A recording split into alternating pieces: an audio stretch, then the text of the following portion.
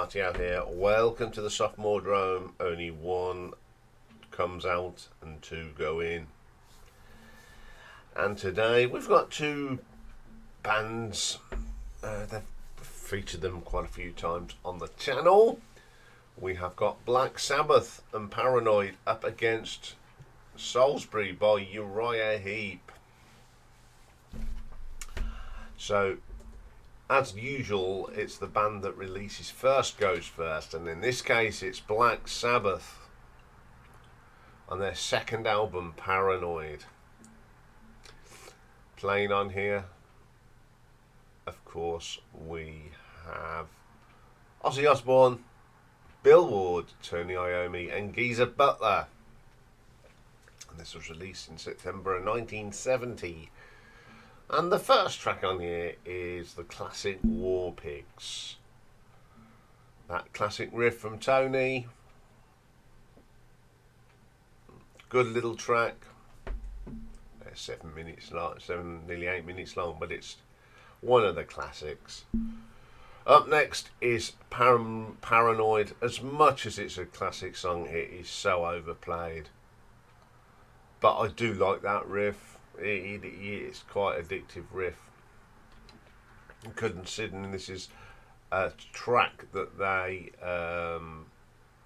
quickly done because they to finish the album.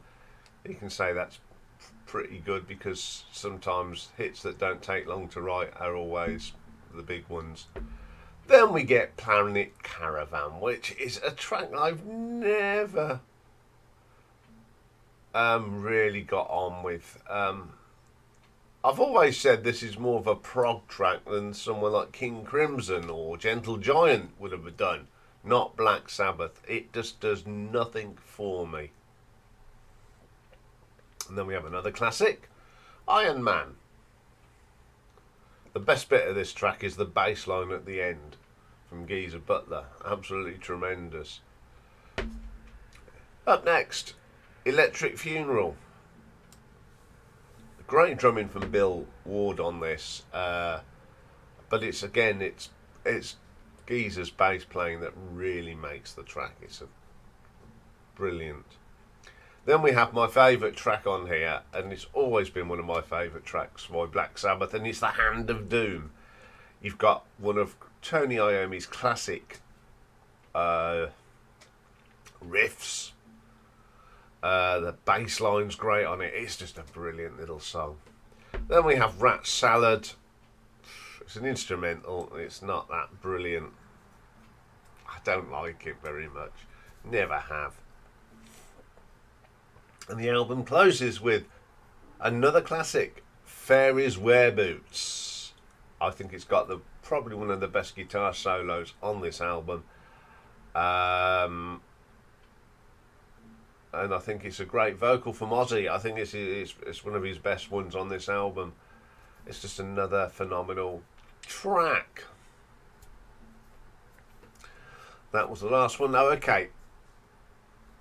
I hadn't played this album for such a long time because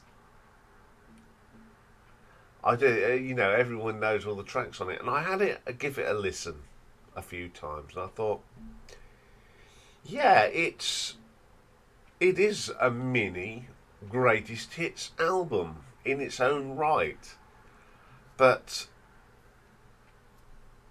I just find it.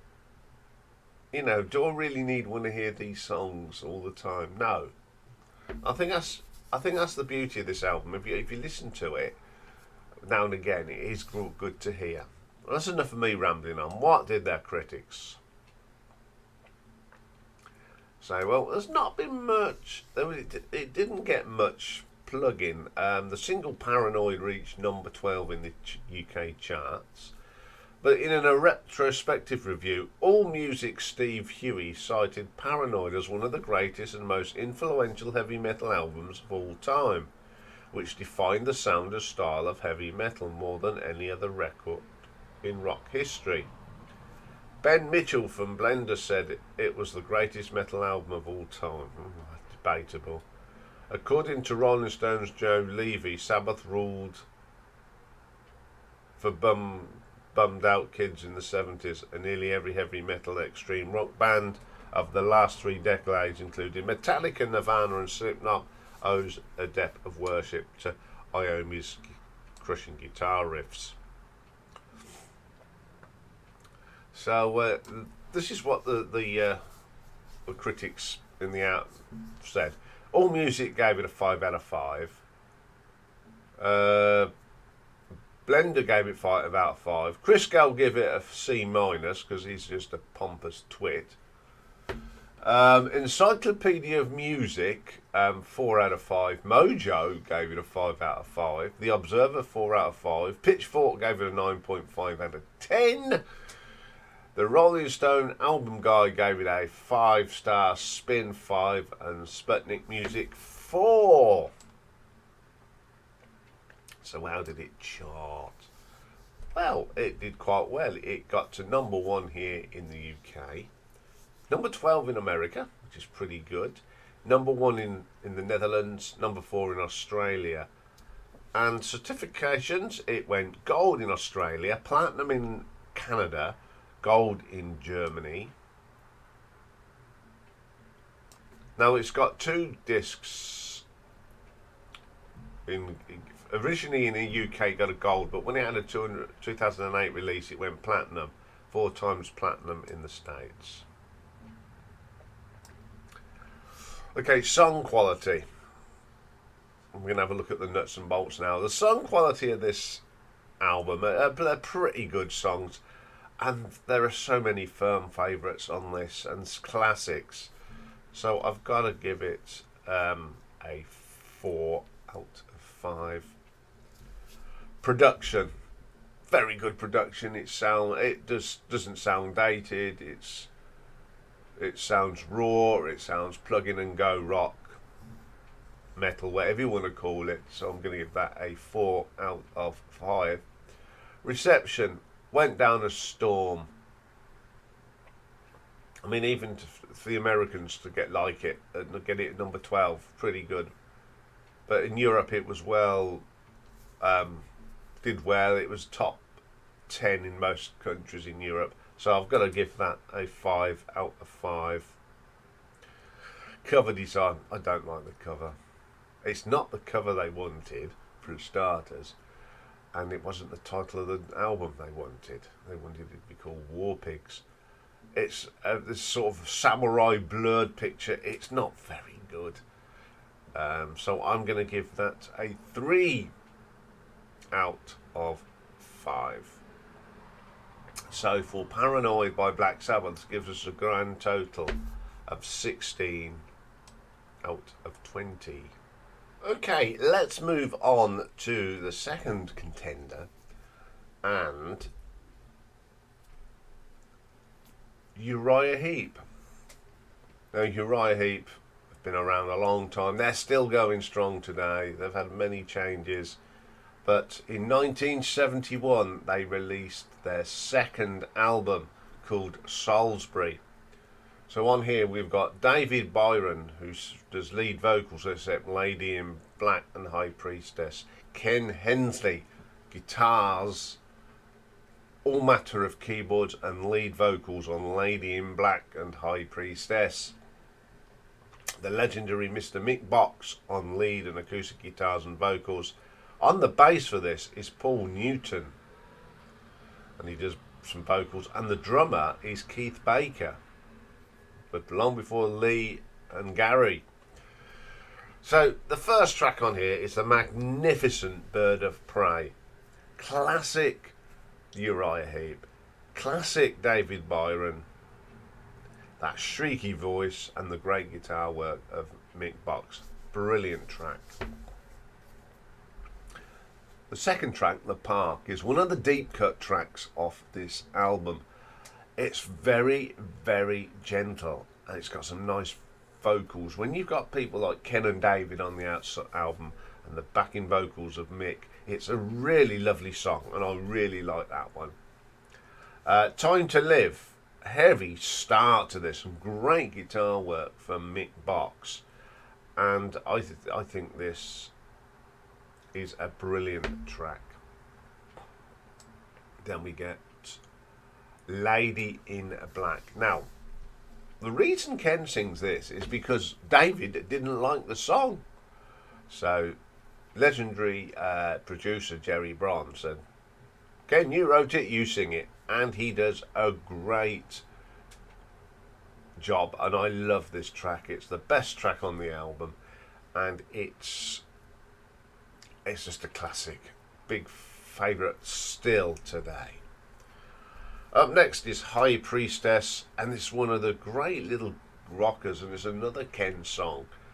And it's got some great slide guitar from Ken. Absolutely top draw. Brilliant song. Always like that one. And then we get the experimental track, Salisbury. Now, this is where they incorporated brass. Now, they take a leaf out of Atom Heart Mother by Pink Floyd. It's an orchestra, it's a proper prog rock track. But I think there's a little bit where it loses in the middle. But it's still a very good track. I love this album. I think it's a very underrated rock album. It's got two of the greatest songs by Uriah Heep on it, Lady in Black and Birds of Prey. What more do you need? But that's enough what I think of it, because I'm a big fan of this band anyway. So let's have a look at what the critics think. Now, there's, again, not much written when it came out, but All Music Reviewer said of this, the album perfected Uriah Heep's a blend of heavy metal power, which I can't, they were never a heavy metal band. They're a heavy rock band and prog. And the complexity, and it is too unfocused on the casual listener, but offers enough solid songs.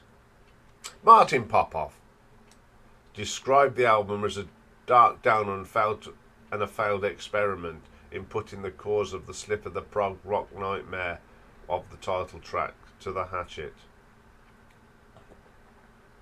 Personal ratings, professional ratings. All Music gave it a 3.5. Collector's Guide to Heavy Metal, 5 out of 10. Why do they call it? They're not heavy metal. Never been heavy metal. Record Collector gave it a 4 out of 5. In the charts, he got to number 19 in Australia, number 3 in Finland, number 31 in Germany, number 103 in America, but it didn't chart here, which is a shame. So let's have a look at the nuts and bolts here. Song quality, I think the songs are great. Great writing from David and Ken. High Priestess, Lady in Black, Birds of Prey, excellent songs. So I'm going to give it a 4 out of 5. Production. Once again, the production on this is great. Jerry Braun, fantastic producer. So I'm going to give this a 4 out of 5. Reception. Although it didn't chart here,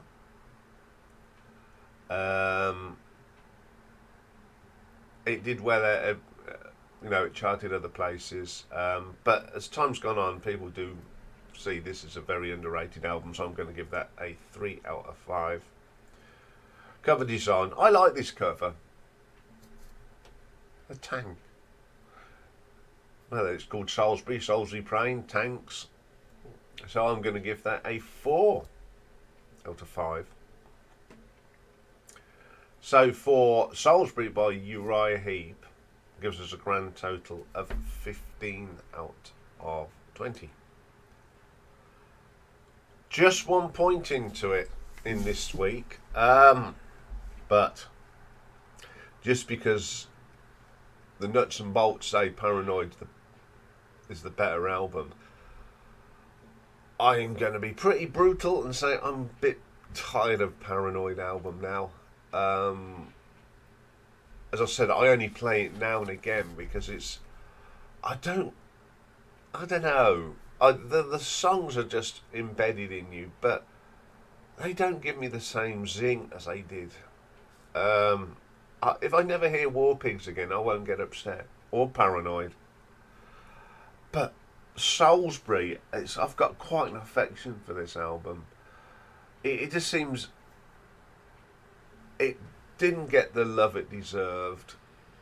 And I think Salisbury, okay, there's that little bit in the middle where it just sort of loses itself. On the whole, I think it's a very, very good track. And I love Lady in Black. And I love Birds of Prey. I think, when listening to the album again, I had more excitement listening to that than Paranoid. So I'm going to go totally against the grain today. And I'm going to go for Salisbury by Uriah Heep. Okay, this could be a controversial choice, but I just think it's, as times go on, I'll prefer to listen to Salisbury now than Paranoid. So, you know the drill. At 2 p.m. in the community, the poll goes up, and then tonight on the live stream, we will have the poll as well, and Dave will let you know who wins next week. Okay, that's all for this one. Coming up next is Pick a Mix, and this week we are taking a trip down memory lane, which means we're going to have a look at a UK top 10 on this day in the year of 1989. So join me that very shortly. Bye for now.